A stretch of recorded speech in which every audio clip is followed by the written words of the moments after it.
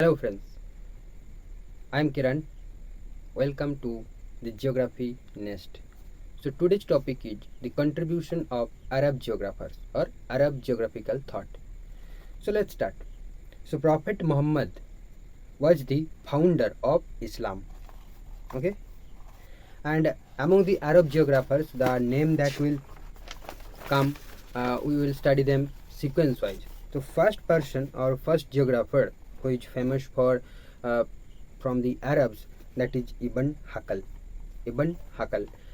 तो उसके बाद आती है आपका al Masudi, then al Biruni. Okay, number 4 पे आपका आता है al Idrisi, number 5 Ibn Battuta and 6 Ibn Khaldun. So these 6, first one is starting with Ibn, last one is also, last 2 is the Ibn. Okay, so Ibn हकल से start होती है और जब and होगी तो इबन बतूता एंड इबन खालदून से and होगी. तो ये तीनों हो गया और मिडिल में आपका रह गया 3. तो वो कौन कौन है? एक हो गया आल माशूदी, आल बिरूनी एंड आल इद्रिसी. ठीक है, तो इस 3 मिडिल में रह गया. फर्स्ट हो गया आपका इबन हकल. ओके, लास्ट हो गया आपका इबन खालदून एंड सेकंड लास्ट हो गया इबन बतूता. तो काफ़ी टाइम ये सीक्वेंस पूछी गई है यूजीसी नेट पे कि इसको अरेंज कीजिए. तो ऐसे आप सीक्वेंस वाइज ऑब्वियसली आपको याद रखना चाहिए. ओके, तो let's see that at individually that what they did. Okay, so first Ibn Hawqal, he written a book of roots and realms. The book name itself is a book of roots and realms. तो ये आपको याद रखनी है. और he said that Caspian Sea did not have any connection with the Northern Ocean. So definitely he was the first person or first geographer who said that Caspian Sea did not have any connection with the Northern Sea.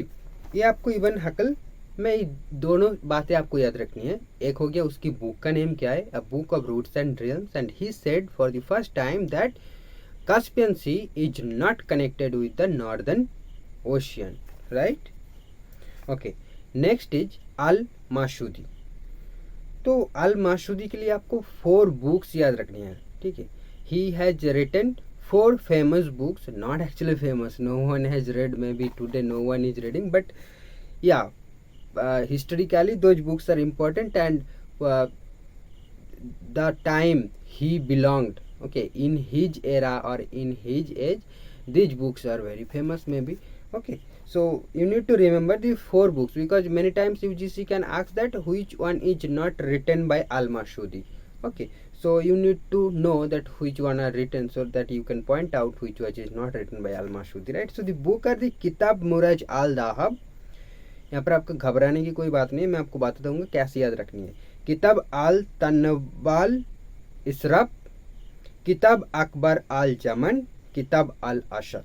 ठीक है, तो आपको क्या करनी है, ये किताब ठीक है, सारी बातें इसे छोड़ दो, आपको सिर्फ लास्ट जो वर्ड्स है वो याद रखनी है. तो एक हो गया दाहब, इसरफ, जमन, अशद. तो ये 4 बुक्स डेफिनेटली ये 4 वर्ड्स आपको मिलेंगे ही मिलेंगे. ठीक है, तो मतलब अगर वो बुक का नाम दिया होगा तो ये डेफिनेटली रहेगा. तो दाहब, इसराफ, जामन एंड असद. दाहब, इसराफ, जामन एंड असद, these are the 4 books written by al-Mashudi. Right, and al-Mashudi gives to the Atlantic Ocean the name Dark Green Sea. So Atlantic Ocean का नाम उन्होंने क्या रखा था कि dark green sea, and was of the opinion that the Atlantic ocean and the Indian ocean are connected with each other. So who said for the first time that Indian ocean और Atlantic ocean are connected? It was the al-Mashudi. Next, al-Mashudi opined that salt in the seas comes from the land. Okay, salt in the seas and oceans comes from the land. He gave a good account of the periodic winds of the हरकेंद. तो बे of Bengal के यहाँ पर हरकेंद बोला गया है. उन्होंने जो book लिखा था शायद और उन्होंने जो डिस्क्रिप्शन दिया गया है वहाँ पर हरकेंद. तो वो बात या उतना इम्पोर्टेंट है नहीं, आपको क्या याद रखनी है al-Mashudi के लिए. First thing, he written a detailed description about the Indian monsoon. Okay, second thing, he said that Atlantic Ocean and Indian Ocean are connected. And third one, he opined that the salts in the seas and oceans come from the land, right? And he also gave a name for the Atlantic Ocean, that is dark green sea. Okay, dark green sea. And his four famous books is Dahab, Israb, Jaman, Ashat. Dahab, Israb, Jaman, Asat, right? तो next आती है अल Biruni. Next आती है अल बिरूनी। तो इन्होंने लगभग 8 books लिखा था जो आपको याद रखनी है, कभी कभी पूछे लेंगे शायद, ठीक है, पता नहीं क्या पूछ लेते तो आपको, और ये थोड़ा मुश्किल होगी। तो पहला चीज़ आप सुनिए, किताब अल हिंद, अल कानून अल मासूदी। तो यहाँ पर एक बात देखिए कि मासूदी, ये अगर नाम आपको मिले, मैंने ये क्वेश्चन आते हुए देखा था कि इस बुक ने कौन लिखा था, ठीक है। तो इस टाइप का कुछ क्वेश्चन था। तो नाम सुन के मैं क्या करूँगा, या कोई भी पहला ऑप्शन वही कह देगा, अगर पता नहीं हो तो कि मासूदी का नाम है तो शायद मासूदी नहीं लिखा होगा, कि पहले जो बुक सारे लिखा जाते हैं तो वो सेल्फ ऑथर्ड होते हैं ऐसे करके, लेकिन एक्चुअल में ये है नहीं। अल कानून अल मासूदी, ये book authored by Al Biruni, right. और हो गया किताब अल हिंद, तारिक अल हिंद, किताब अल जमाइकर, किताब अल साइदना, अल तादिद, रिशाला, रसीकत। ओके, तो इतने सारे बुक्स इन्होंने लिखा था। फिर से बताती हूँ, आप नोट कर सकते हो, किताब अल हिंद, अल कानून अल मासूदी, तारिक उल हिंद, किताब अल जमाइकर, किताब अल साइदना, अल तादिद, रिशाला, रसीकत अल हिंद। तो रिशाला जो है ये अबाउट डेज एंड नाइट के बारे में बात करती है, और ये पहले बोला था इस बुक में अल बिरूनी ने कि the duration of 6 month day at the poles. तो रिशाला ये आपको इम्पोर्टेंट नेम एक बोला जा सकता है कि रिशाला एंड राशिकत अल हिंद। तो राशिकत अल हिंद basically the zodiac of Indian. और क्या किया था अल बिरूनी ने, analysed the causes of floods in the Nile and attributed them to the heavy rains in the upper reaches of the Nile. तो मैंने शायद पहले वीडियो में ये उस ग्रीक या रोमन के टाइम पे बता दिया था किसी और के नाम पे, लेकिन एक्चुअल में ये अल बिरूनी ने बताया था, ठीक है। और ये जो सारी इन्फॉर्मेशन मैं बता रहा हूँ ये आज की, ये सिर्फ मजीद हसन से लिए गया है। लेकिन तो अल बिरूनी ने एनालाइज्ड किया था the causes of floods in the Nile river and attributed them to the heavy rains in the upper reaches of the Nile. Definitely it is written in the Majid Hasan book, so I am giving credit more to this information कि al Biruni सही होगा, ठीक है। और al Biruni said that the Eastern and Western Ghats controlled the distribution of rainfall in the peninsular India. The rainfall in peninsular India is controlled by the Eastern and Western Ghats.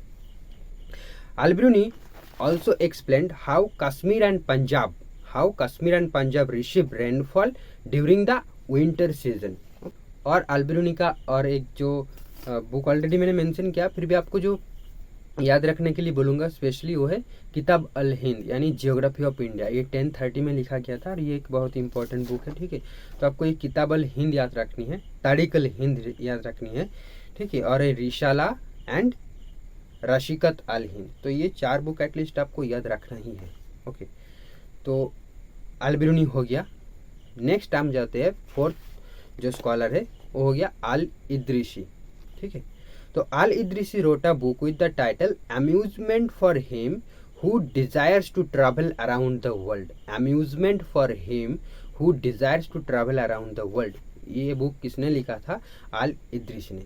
He corrected the wrong notion of an enclosed Indian Ocean.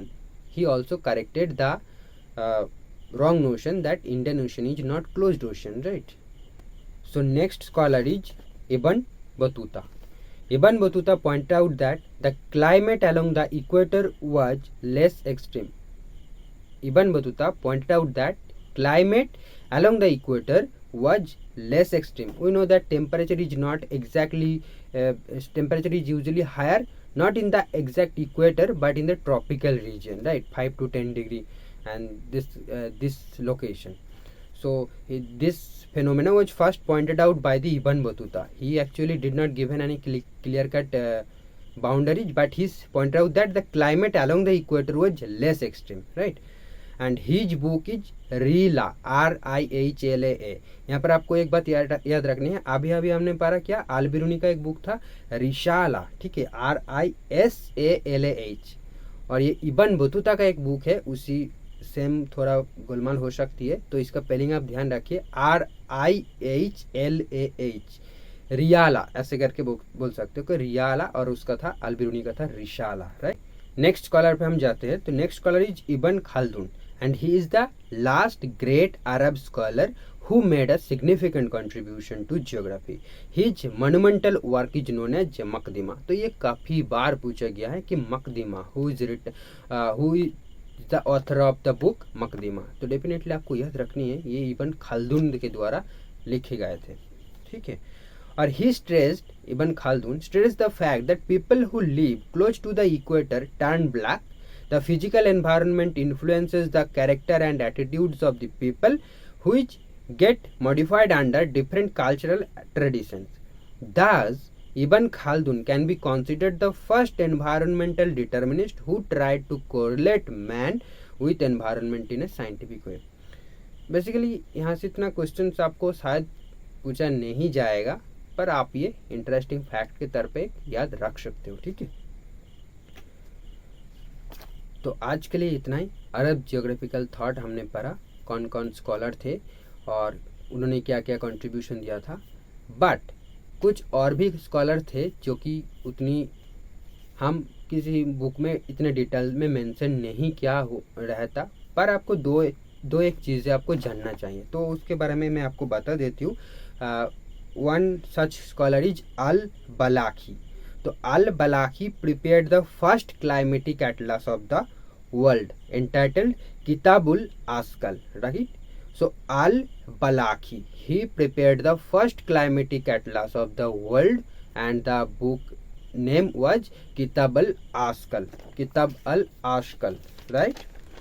And another scholar is that who is also important, that is Ibn Sina, but usually don't need such detail, but you should remember this Al-Balakhi and Ibn Sina along with those 6 scholars we discussed earlier. So Ibn Sina formulated the theory that mountains are being constantly worn down by rivers, right. So he was the first scholar who noted that mountains are being constantly worn down by river. We read this in the geographical cycle of erosion, but Ibn Sina pointed out in the Arab geographical Arab times that mountains are continuously getting eroded by the rivers.